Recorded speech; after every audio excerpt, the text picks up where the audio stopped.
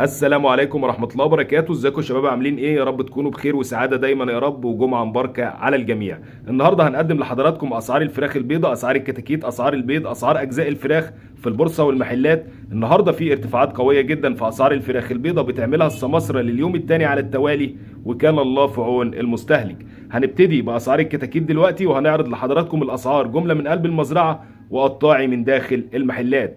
الكتكوت الابيض الشركات النهارده سجل سعره من 26 ل 28 جنيه على حسب الشركه. الكتكوت الابيض الاهالي النهارده سجل من 25 الى 26 جنيه.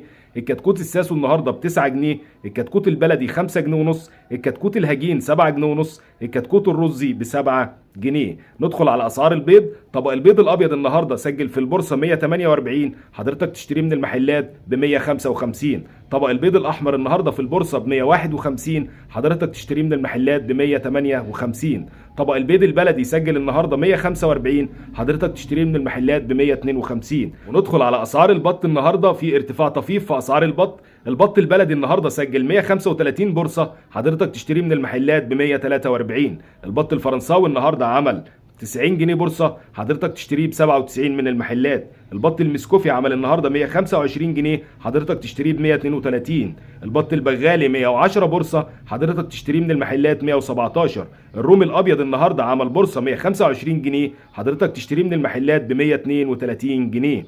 الروم البلدي الاسمر سجل النهارده 135 جنيه بورصه، حضرتك تشتريه ب 142 جنيه من المحلات. ندخل مع بعض على اسعار الفراخ. الفراخ البلد الحر ارتفعت النهارده لتسجل 118 بورصه، حضرتك تشتريها من المحلات ب 128. الفراخ الرزي سجلت النهارده 115، حضرتك تشتريها ب 125. الفراخ الامهات سجلت النهارده 80 بورصه، حضرتك تشتريها ب 87. الفراخ الساسو سجلت النهارده 107، حضرتك تشتريها من المحلات ب 115.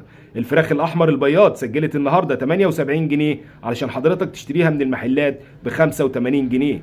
الفراخ الابيض البياض سجلت النهارده 64 جنيه، حضرتك تشتريها من المحلات ب 71 جنيه. اسعار الفراخ البيضاء ارتفعت بقوه كبيره جدا النهارده. السماسره بتعمل مزادات على الفراخ البيضاء علشان كل واحد يقدر يحمل عربياته، فبيرفع السعر على السمسار اللي قبليه.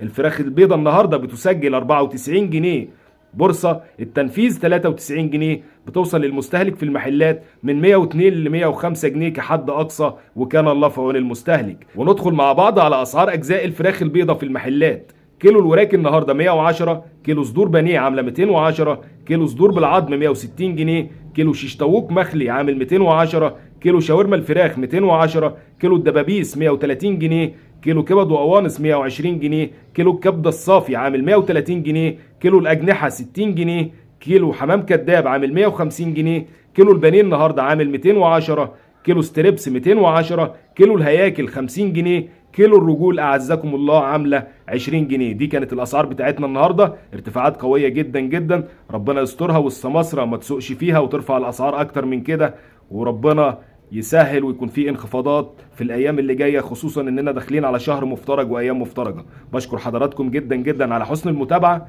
والسلام عليكم ورحمه الله وبركاته.